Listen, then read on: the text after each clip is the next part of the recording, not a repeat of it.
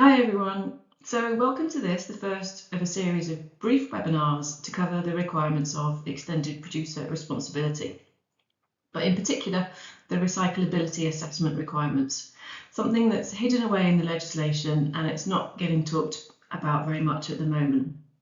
So in this first brief webinar, we're going to give you a 5-minute overview of extended producer responsibility and in particular the requirement for recyclability assessments.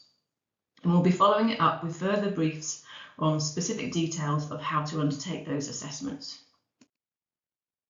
So you should all be very familiar with the original face of producer responsibility, which came about in the 1990s, with producers that supply packaging and undertake certain activities like manufacturing or filling packaging being required to collect and report data annually and to buy packaging recovery notes to meet their recycling obligations.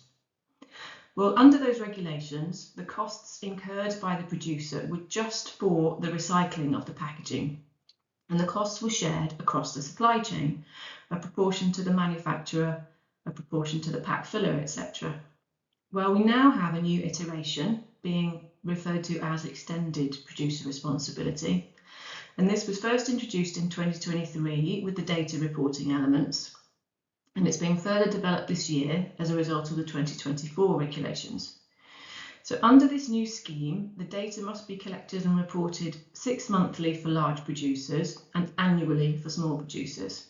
And the full net cost of collection, treatment and sorting of the waste, plus the administration of the scheme, will be covered by the producers. And those fees are going to be distributed to local authorities to pay for the collection, treatment and sorting of all household wastes.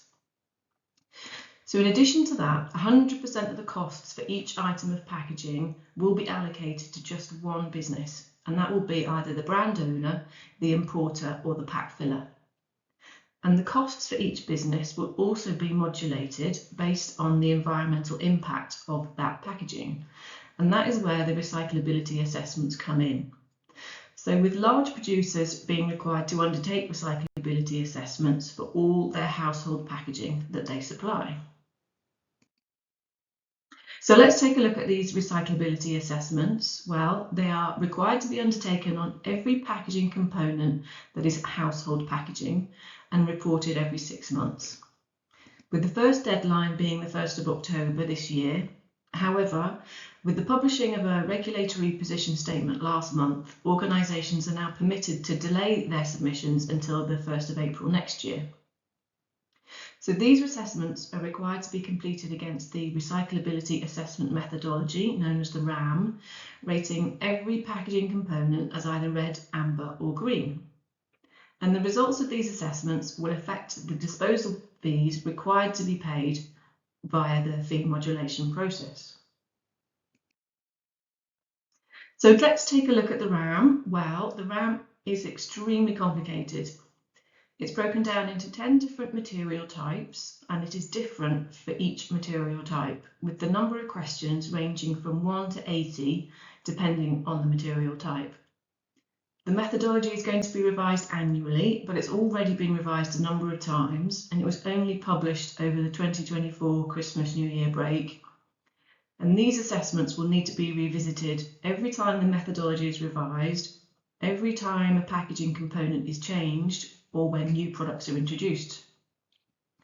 Now, it's because of this complexity that we have developed a tool to help organisations undertake their assessments. But before I talk briefly about that, I just want to mention where you need to start and therefore some of the subjects of future briefs that we're going to be recording. So the first thing that you hopefully will already have done through your data reporting is to identify what is household packaging that you supply. And we'll touch on that in the next brief.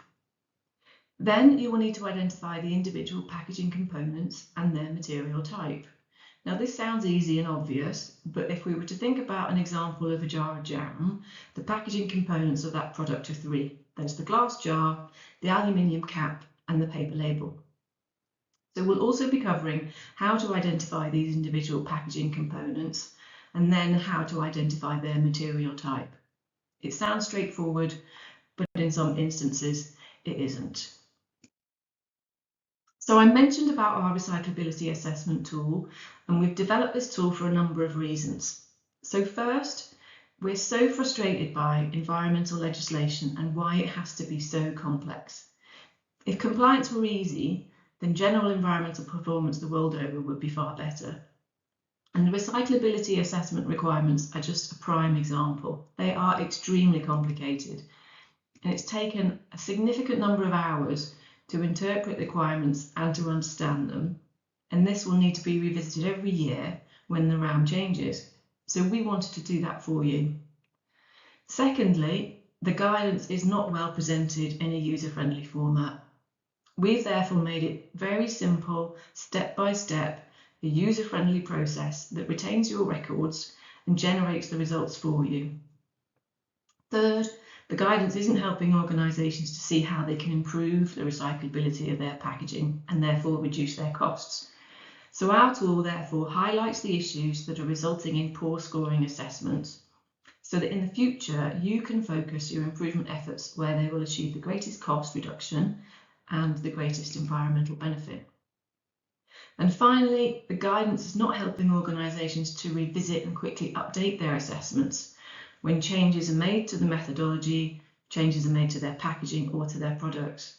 So our tool therefore enables an easy review and update of your assessments every 6 months when the annual changes to the requirements happen and when packaging designs change. And it also retains the records to back up your assessments, so you have a central location of all your records that you need if or when staff changes happen. So our tool will do all that for you, and we're offering it very competitively because compliance and environmental improvement does not have to be so complex, and it's our mission to simplify the complexity for everybody's benefit. So thank you all for listening today. I hope you've gained an overview of these requirements, which was our aim.